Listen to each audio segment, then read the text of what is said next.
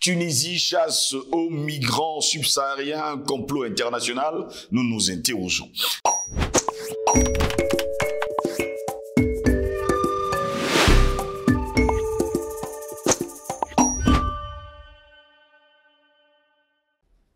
Nous sommes le lundi 13 mars de l'an de grâce 2023. Mesdames, Messieurs, bonjour. Très heureux de vous retrouver sur Panafricaniste TV, la chaîne de télévision des panafricanistes qui vous apporte le meilleur de l'information sur un plateau d'or. Car comme j'aime le dire, la nourriture de l'esprit, c'est l'information. Quand cette information manque, on parle de constipation mentale. Par conséquent, on s'accroche aux rumeurs, un langage ordurier, quartiésard et bien d'autres choses qu'on ne saurait citer ici. Bienvenue à toutes et à tous à cette autre édition de Parole, le panafricaniste. Des centaines de migrants persécutés en Tunisie ont été rapatriés ces derniers jours en Guinée, au Mali, en Côte d'Ivoire. Autre conséquence des propos racistes du président, Kais Saied, la Banque mondiale a annoncé d'ailleurs suspendre son partenariat avec Tunis. Et nous nous poser la question, qu'est-ce qui se cache derrière ? Chasse à l'homme, violence, expulsion, bavure policière, pillage, vol, viol, injures, propos racistes, etc. C'est ça le cauchemar que vivent les ressortissants subsahariens depuis quelques semaines en Tunisie. Résume d'ailleurs plusieurs journaux et quotidiens. De ce côté-là, la situation s'est embrasée après une déclaration du chef de l'État, Kais Saied.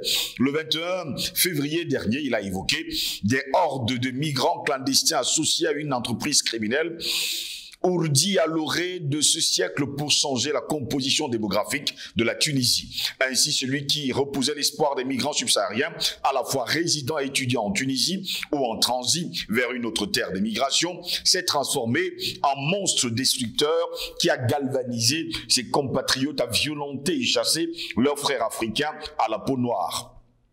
La Guinée est le premier pays à avoir mis en place une procédure de retour volontaire pour ses ressortissants présents en Tunisie. 49 personnes ont ainsi été rapatriées à Conakry le 1er mars dernier, puis une deuxième vague de 50 personnes a atterri dans la capitale il y a encore quelques jours. Depuis sa sortie musclée le 21 février dernier contre l'immigration clandestine subsaharienne, qualifiée d'entreprise criminelle ourdie à l'orée de ce siècle pour changer la composition démographique de la Tunisie, le président tunisien Kais Saied semble avoir réveillé les démons du racisme contre la communauté noire qui vit une véritable chasse aux migrants dans son pays. Et les actes de violence en termes d'agression physique, d'expulsion, d'incendie de maisons, d'attaque à l'arme blanche et, on en oublie, ne se comptent plus contre la communauté noire des immigrés subsahariens dans ce pays où beaucoup de partisans du locataire du palais de Carthage ne se donnent plus la peine de faire le distinguo entre résidents légaux et sans-papiers. Un discours complotiste teinté de racisme primaire de l'iconoclaste président Kais Saied qui a mis le feu aux poudres d'une situation très vite devenue difficilement contrôlable au point que des pays ouest-africains comme la Guinée, la Côte d'Ivoire, le Mali ont pris des mesures urgentes pour le rapatriement de leurs ressortissants au moment où d'autres pays sont sur le qui-vive. La Tunisie a longtemps montré l'image d'un pays plutôt tolérant. Le moins que l'on puisse dire, c'est qu'il ne fait pas bon aujourd'hui être africain noir, pour ne pas dire noir tout simplement, au pays de Robocop. Et les propos de l'universitaire devenu président sont d'autant plus déplorables qu'en plus d'être peu responsable pour une personnalité d'un tel rang constitue l'étincelle qui a déclenché le brasier des violences au point que les choses sont aujourd'hui en train de partir dans tous les sens. Voilà pourquoi nous nous interrogeons. Tunisie chasse aux migrants subsahariens, un complot international, nous nous interrogeons.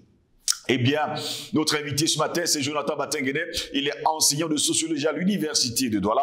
Il est notre invité. Jonathan Batengene, bonjour, bienvenue à vous. Bonjour mon frère Ngo, c'est un plaisir que de pouvoir échanger encore ce matin sur cette thématique ô combien brûlante, parce qu'elle touche profondément l'histoire des peuples noirs d'Afrique. Elle touche profondément la coexistence des peuples africains et elle interpelle la conscience collective des Africains afin que ces derniers s'érigent en défenseurs de leurs propres intérêts et non pas en défenseurs d'une cause qui leur est étrangère. Nous appelons ainsi tous les peuples du Maghreb, tous les peuples africains de l'Afrique du Nord à prendre conscience de l'enjeu, la survie de notre continent, mais surtout de notre peuple, parce que notre peuple a une diversité ethnique. Cette diversité ethnique est aussi marqué par un métissage sur le continent. Ce métissage ne devrait pas donner l'impression qu'on a fait avec des populations étrangères. Les nombreux métissages qui ont eu cours en Afrique du Nord sont la preuve que le patrimoine génétique africain est riche, divers et est certainement le plus dense de l'humanité. Nous demandons à toutes les bases militantes, que ce soit en Afrique du Nord ou en Afrique, partout en Afrique, de rester mobilisés et de continuer à sédimenter la conscience collective, celle qui a permis au Frantz Fanon, au Abel Bourguiba et à tous les grands défenseurs de la cause panafricaniste des premières heures de se mettre ensemble et de et d'aller au-delà des barrières linguistiques et des barrières culturelles qui s'opposaient à eux. Merci à vous, Jonathan Matingré, d'être avec nous encore ce matin. C'est un sujet assez triste que nous mettons sur la table ce lundi matin. Nous parlons justement de cette chasse aux migrants subsahariens et notre interrogation, est-ce un complot international, puisque nous savons aujourd'hui que le plus long crime de l'histoire, c'est la traite négrière, c'est le racisme. Tout à fait. En fait, quand on regarde la zone de l'Afrique du Nord, d'abord, il y a une histoire tronquée qui est vendue de l'Afrique du Nord. Cette histoire tronquée tend à présenter aujourd'hui les Nord-Africains, c'est-à-dire les Africains dans cette partie du continent, comme étant des Arabes. C'est un mensonge. Il n'y a pas d'Arabes en Afrique du Nord. L'Algérien, le Tunisien, le Marocain, c'est des métis. Des métis qui, au fil des siècles, ont connu des mutations à la fois génétiques, mais aussi phénotypiques.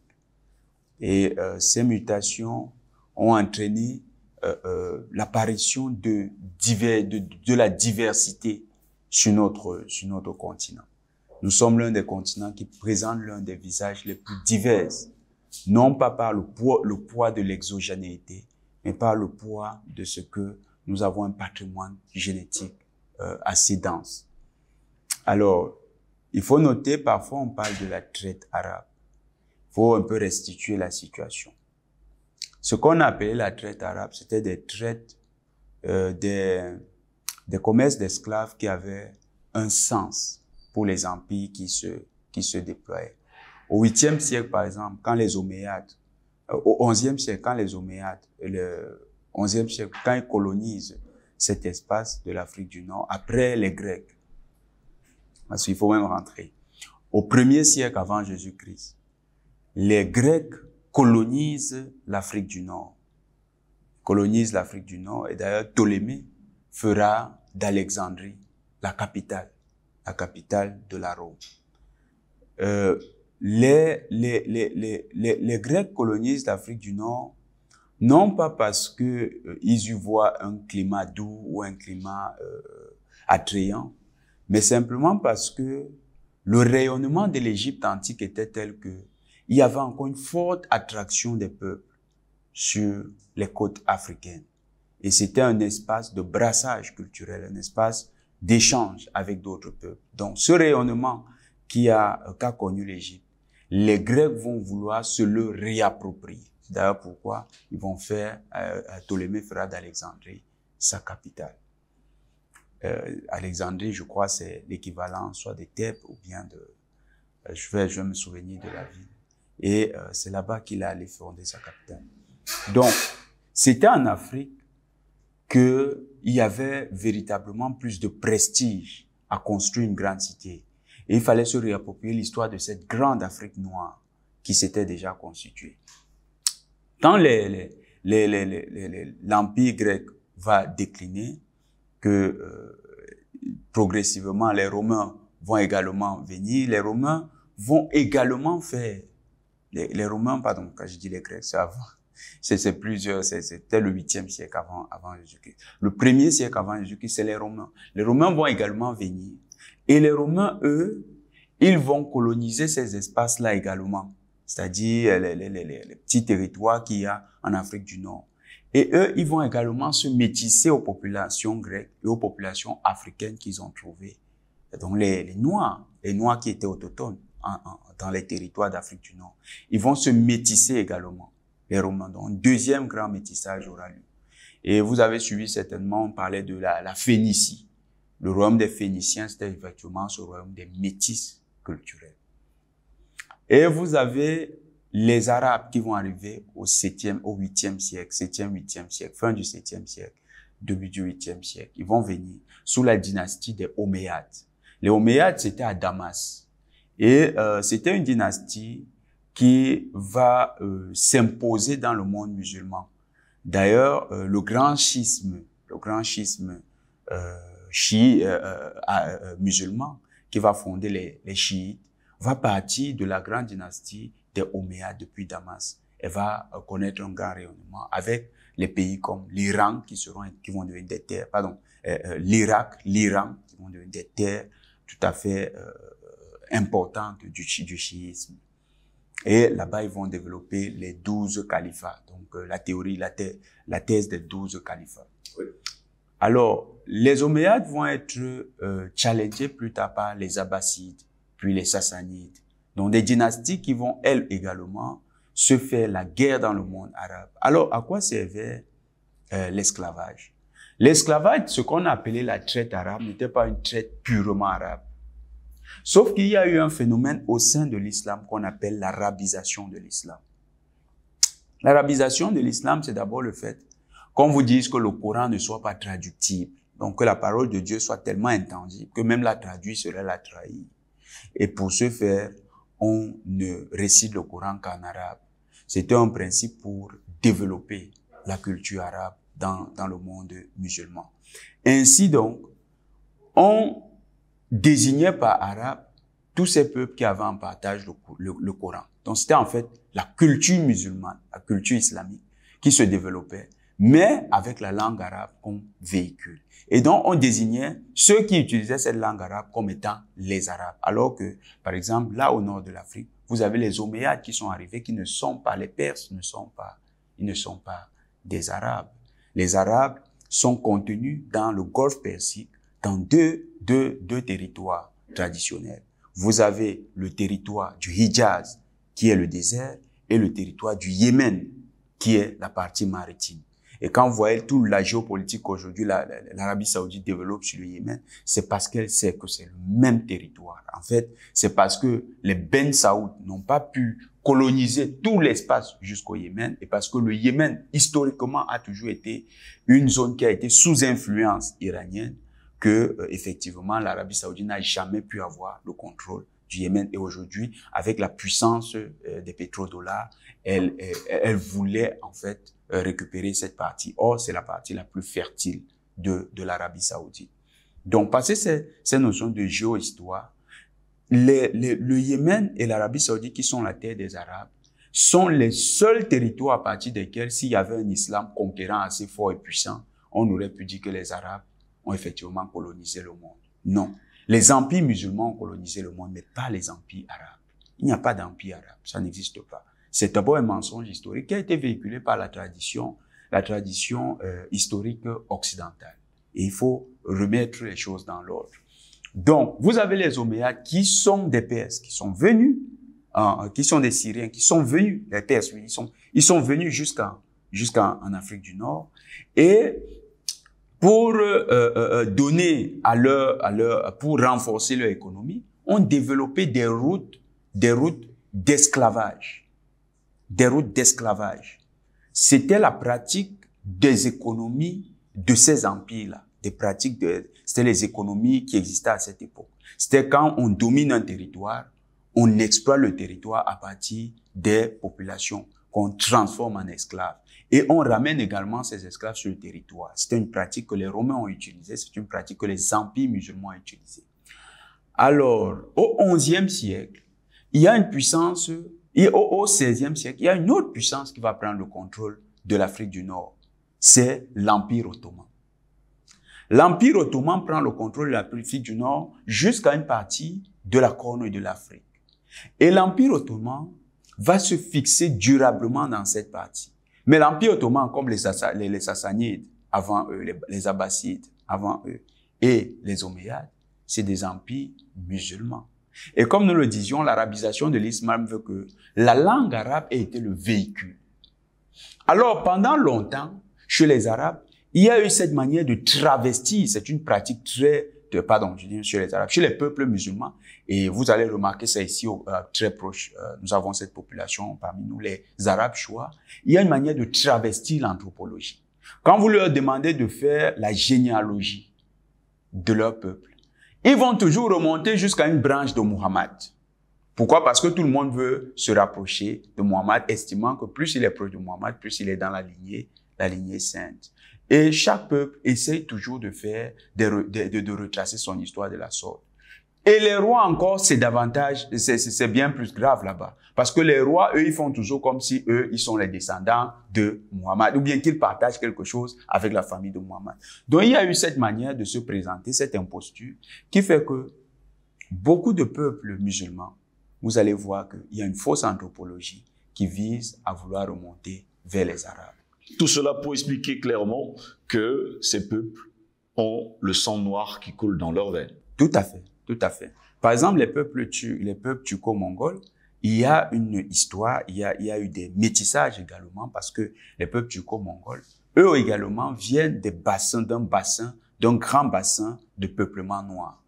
Donc, ces peuples, il n'est pas exclu que, je n'ai pas toute l'histoire pour l'instant, je parle avec beaucoup de réserve, mais il n'est pas exclu que eux-mêmes aient une ascendance noire. Mais s'il faut revenir à la thèse de la Genèse, suivant laquelle les hommes émanent d'un seul être, eh bien, puisque le premier être était un noir, donc tous les êtres de la terre ont en partage cet héritage du noir. Donc, dans cette zone, il y a eu le métissage. Les Turcs sont arrivés avec leur empire ottoman, ils ont dominé la zone et ils ont continué ce processus d'arabisation.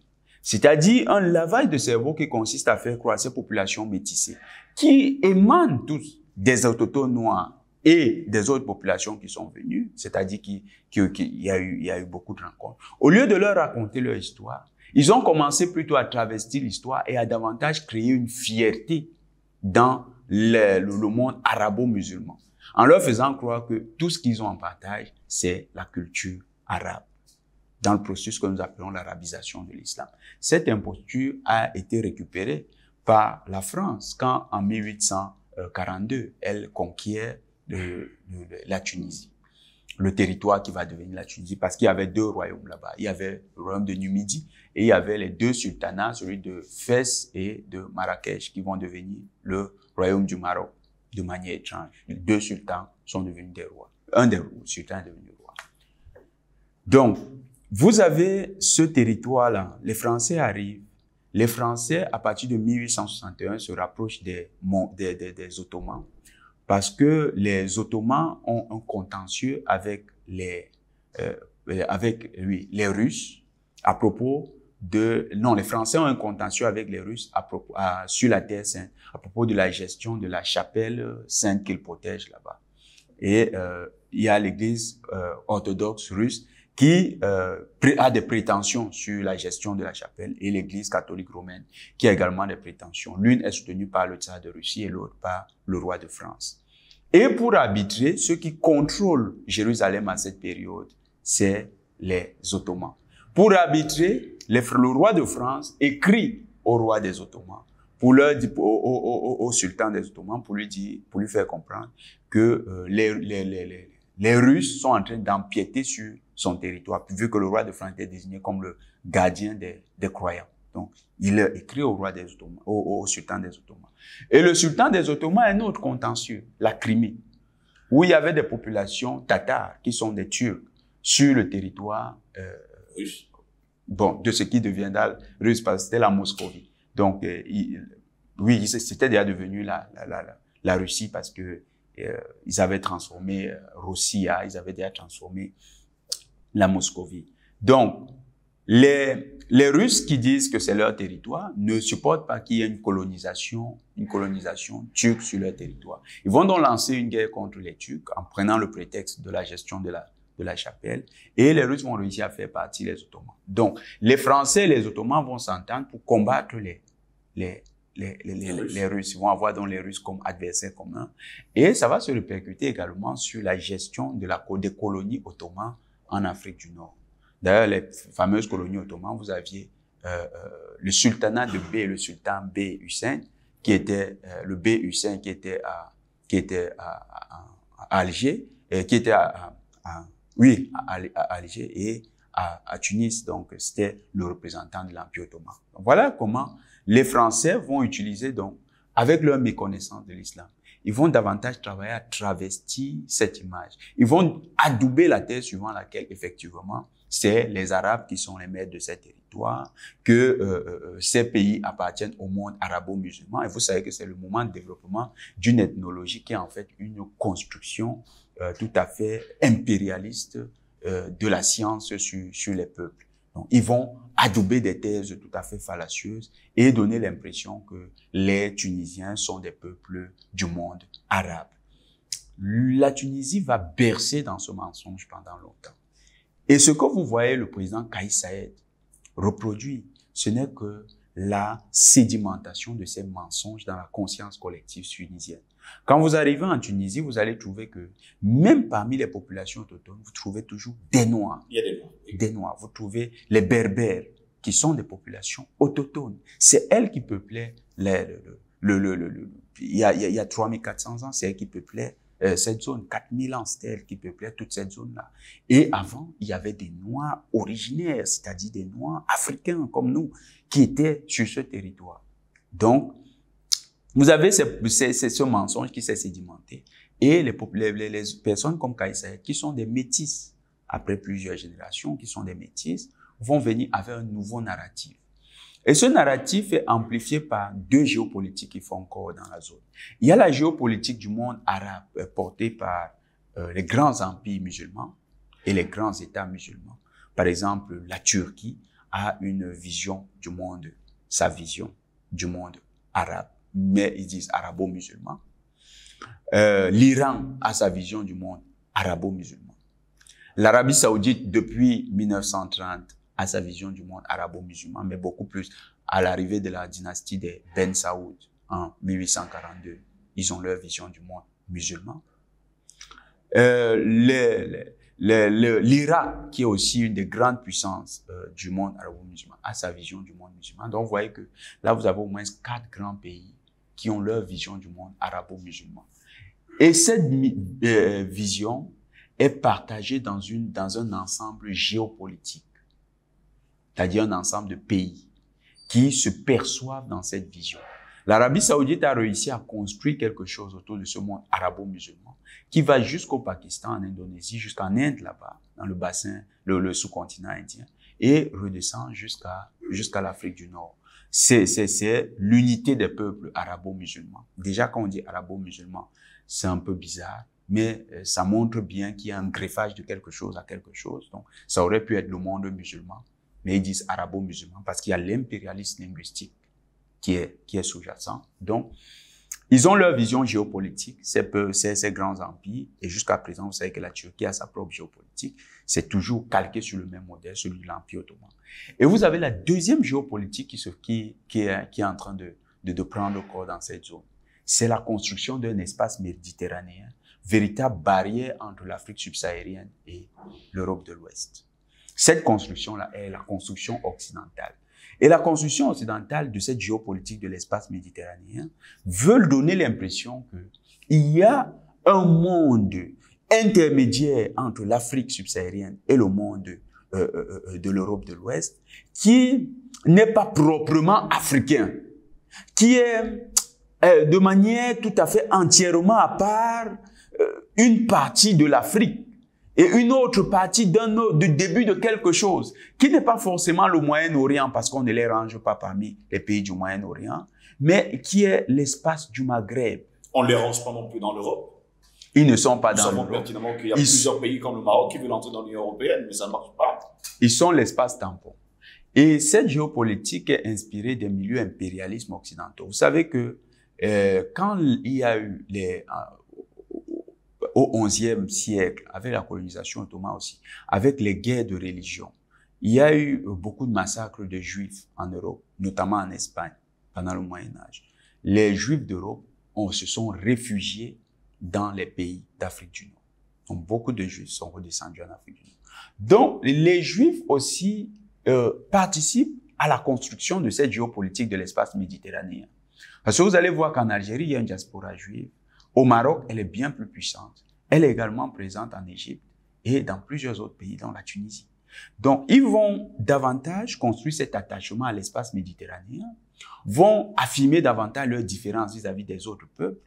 Et il y a certaines thèses qui disent que ça a même été le motif d'un blanchiment de la peau.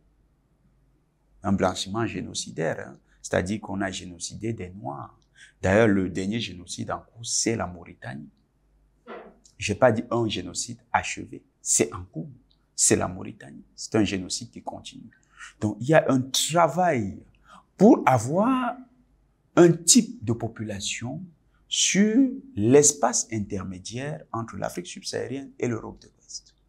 Ça participe donc de deux géopolitiques, deux visions géopolitiques qui s'affrontent sur le continent africain, avec les descendants de Noirs qui ont été métissés à plusieurs générations. Le président Kais Saied exprime non seulement son ignorance de l'histoire de son peuple, du peuple auquel il appartient, mais il exprime aussi son adhésion à une vision géopolitique qui n'est pas continentale. Parce que dans sa désignation, il dit que lui, il est un arabe, que la Tunisie est arabe. Je veux bien savoir comment, s'il est un berbère, s'il est un descendant berbère, comment il a fait pour être arabe. Est-ce que parler l'arabe confère l'ethnicité arabe ou bien confère le statut d'arabe? Si c'est le cas, ça veut dire que nous avons beaucoup d'arabes qui sont dans nos pays et qui ne le savent pas, parce qu'on a des arabophones un peu partout en Afrique noire. L'arabophonie n'est pas un critère d'arabité. Donc, le président Kais Saied lui-même est dans une lecture géopolitique erronée. Il envisage la Tunisie dans un cercle qui n'est pas le sien. Il sort véritablement d'une lecture qui aurait pu l'aider à mieux grandir la Tunisie. Et je vais prendre un exemple pour mieux illustrer. L'un des leaders africains qui a commis cette erreur, c'était le guide Muammar Kadhafi. À la prise de pouvoir dans les années 70, quand il arrive au pouvoir, il a cette vision pan-arabe. Le pan-arabisme est également un concept qui a fait son chemin. Il a cette vision pan-arabe. Sauf que on lui oppose justement les mêmes raisons que je viens d'évoquer. Que oui, tu es certes un arabophone, tu es certes arabisé, mais tu n'es pas un arabe. Tu n'es pas légitime pour porter un tel projet. C'est ce qui avait été opposé à Kadhafi. Et dans le monde arabe, dans le monde arabo-musulman, dans le monde musulman, moi je vais même dire dans le monde musulman, les nations qui ont toujours porté les grands projets impérialistes musulmans, c'est-à-dire la Turquie, l'Iran, l'Irak, l'Arabie saoudite et l'Égypte, vont faire bloc, vont faire chacun concurrence à Kadhafi. Si bien que Kadhafi va être mis en minorité dans ce monde-là. Kadhafi s'entend qu'il ne peut pas s'imposer là-bas.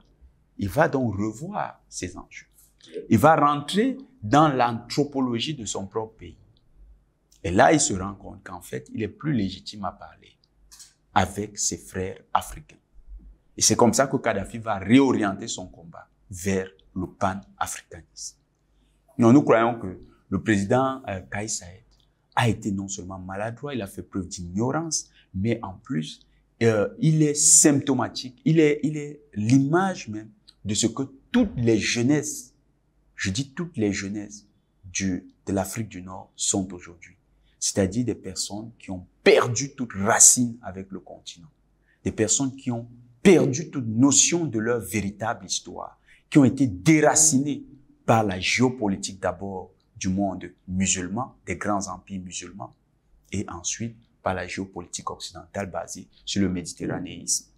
Et il ne faut pas également oublier de rappeler à nos téléspectateurs que toutes les familles royales ont du sang noir, et d'ailleurs des membres, il faut le préciser, qui sont également noirs. Ce fut également le cas de Kadhafi dans la grammaire, il était également noir. C'est d'ailleurs pourquoi il s'est retourné auprès de ces sources. Il a compris que c'est dans ces sources qu'il y a son histoire. Et quand vous avez vu quand Kadhafi s'est engagé pour le continent, il y a quelque chose que peut-être nos frères ne comprennent pas. Je sais que quand je dis nos frères, il y a beaucoup d'Africains qui sont un peu se sentent un peu gênés parce qu'ils disent qu'Aïe Saïd ne nous considère pas comme des frères. Mais j'aime toujours prendre cet exemple. Quand vous arrivez au village, que vous avez beaucoup d'argent, mais vous êtes méprisant et vous êtes hautain, les vieux du village, qui sont les sages, les gardiens de la tradition, quand tout le monde est en train de vous regarder avec mépris, ils disent c'est aussi un fils du village. C'est eux qui rappellent que c'est aussi un fils du village. Ils disent il va faire tout ce qu'il va faire là. Lui aussi, on l'enterrera ici. Mais pourquoi ils le disent? Parce qu'ils savent que c'est pas son comportement qui détermine son adhésion à cette famille. Les anthropologues m'ont dit que l'homme est un idiot culturel. Nous sommes tous des idiots culturels. Personne n'a choisi sa culture. Kaï Saïd est africain. C'est notre frère, qu'il le veuille ou pas. Peut-être lui n'en est pas fier. Il a honte. Mais il n'est pas le premier à avoir honte de nous. On en a vu, même dans nos familles, des gens qui ont honte de leurs frères. Parce qu'ils n'ont pas l'argent. Parce qu'ils sont pauvres. Parce qu'ils sont méprisés. Ils ont honte de leur famille. Ça arrive. Mais il est notre frère. Et tous les Africains, parce que je dis même Maghrébins, Maghreb là, je crois c'est en arabe, ça veut dire autre chose. Tous les Nord-Africains, tous nos frères d'Afrique du Nord sont nos frères. Ils sont des Africains. Qu'ils le sachent, ils ont du sang noir qui coule en eux. Si on faisait des tests ADN avec nos frères, ils seraient plus noirs que noirs. Ils auraient plus, ils vont constater qu'ils ont plus de partage génétique avec nous qu'avec ceux qu'ils appellent les Arabes. Ils n'ont rien avec eux. Ils ont beaucoup plus avec nous. Et d'ailleurs, en discutant avec une amie, d'ailleurs Sam, je salue si elle va regarder l'émission, Sam, elle est algérienne. En discutant, en échangeant avec elle, elle m'a fait comprendre que Jonathan, mais plus de 60% de la population algérienne est noire. Donc les traces de l'africanité de ces peuples sont encore visibles. Quand vous allez, ceux qui sont allés en Égypte, les Égyptiens, quand on vous les décrit, on dit c'est pas, ils sont pas comme les autres, ils sont vraiment, on sent que c'est des noirs parce que le faciès, le nez, il est épaté, le nez, ce n'est pas, c'est des noirs. Donc, vous sentez que le métissage n'a pas encore, là-bas, ça n'a pas été très lointain, c'est assez proche. Donc, on a affaire avec des peuples noirs, des peuples africains, mais qui s'ignorent. Pourquoi? Parce que si vous prenez un coq, vous les levez parmi les aigles. Pendant longtemps, il croira qu'il est un aigle. Mais il s'étonnera qu'il ne vole pas si haut qu'un aigle. Même s'il apprendra à voler, il ne sera pas toujours en train de voler comme les aigles. Et il va aussi être étonné qu'il n'arrive pas à gripper les proies comme les aigles. Que lui, il a toujours du goût pour les graines, pour les granulés, et lui, il aime du sable. Ça, c'est les éléments caractéristiques. Mais il se pensera toujours comme un aigle, alors qu'il est simplement un coq. Et le jour où il va se retrouver avec d'autres coqs qui caquettent, qui font cocorico, il va faire le cocorico, il va comprendre qu'il est avec ses frères. Donc, pendant longtemps, ils ont grandi avec cet environnement où on leur a fait croire. La géopolitique musulmane, des grands empires musulmans, leur a fait croire qu'ils sont dans ces empires. Mais non, ils étaient les sujets de ces empires. Et c'est ça aussi un impact de la colonisation. On vous dépersonnalise, on vous acculture, on vous dépouille de votre culture propre, on vous dépouille de tout ce que vous avez de vous-même et on vous habille du manteau d'autrui. Donc aujourd'hui, nos frères d'Afrique du Nord sont la face visible de ce à quoi nous sommes en train d'échapper. Vous vous souvenez, mon frère, qu'il y a peu de temps, on avait encore des Africains quand ils rentraient, nos benguistes, quand ils rentraient de l'Europe. Il se croyait plus blanc que blanc. Et il vous disait, quand il avait eu la nationalité française, il vous disait, moi je suis un Français. Et il le disait d'une certaine manière. Moi je suis un Français. Il le dit encore aujourd'hui, ça n'a pas changé. Oui, mais ça change un peu. Parce que avant il le disait en vous disant, de toutes les manières, faites vos affaires, moi je rentre dans mon pays. Et vous le regardiez comme un peu berlu parce que vous ne comprenez pas que cet Africain a fini par porter un manteau qui le trompe sur son identité. Donc, il y a eu un fouvoiement de l'identité en Afrique du Nord. Ce fouvoiement est symptomatique d'un vaste génocide culturel qui a eu cours dans cette partie de l'Afrique. Et nous, dans notre travail panafricaniste, nous sommes dans un travail de reconstruction.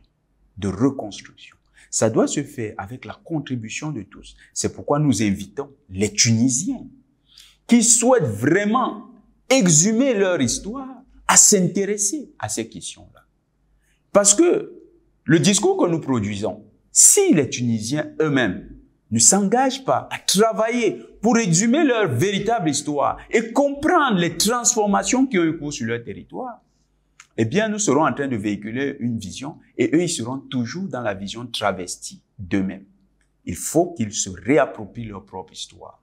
L'histoire du continent est plurielle. Et dans bien des endroits, il y a une histoire qui a été profondément travestie, si bien que les traces de cette histoire sont profondément enfouies. Et il faut un travail de fond. C'est le cas de l'Afrique du Nord. Nous invitons nos frères d'Afrique du Nord à faire un gros travail historique sur leur propre histoire. Ils ne sont pas des Arabes, ils sont des Africains. Pas des Africains comme certains Africains noirs pensent. Il y a des noirs comme nous qui pensent que non, ils sont des Africains à part. Ça, c'est reprendre leur narratif qui est un narratif d'ignorance. Ils ne sont pas des Africains à part. C'est des Africains noirs. Mais j'ai vu il y a peu de temps la fille du professeur Mbelek. Cette fille est, quand vous la voyez, vous avez l'impression qu'elle est, dans son métissage, vous avez l'impression qu'elle est occidentale. Mais elle est noire. Être noir n'est pas une affaire de phénotype seulement. Ça a à voir avec notre génotype. Elle est noire. Donc, ces Africains d'Afrique du Nord sont noirs. Ça, c'est peut-être difficile pour eux de le dire ainsi. Mais je vais sortir par là. J'ai une amie qui me disait, une Martiniquaise, elle me disait ceci. Peggy, je lui fais un coucou. Peggy me disait ceci. J'ai croisé un Arabe une fois. Il était dans un lieu public et il avait besoin d'un service. Et puisqu'il se rendait compte, elle me disait un Arabe, c'était un Maghrébin, c'était un Nord-Africain. Et puisqu'il voyait que le lobby des Noirs était plus fort, il est venu se mettre dans la file des Noirs. Et quand elle lui a demandé qu'est-ce que lui, un Nord-Africain, faisait dans la file des Noirs, il a dit « Je suis métisse, je suis un Noir ».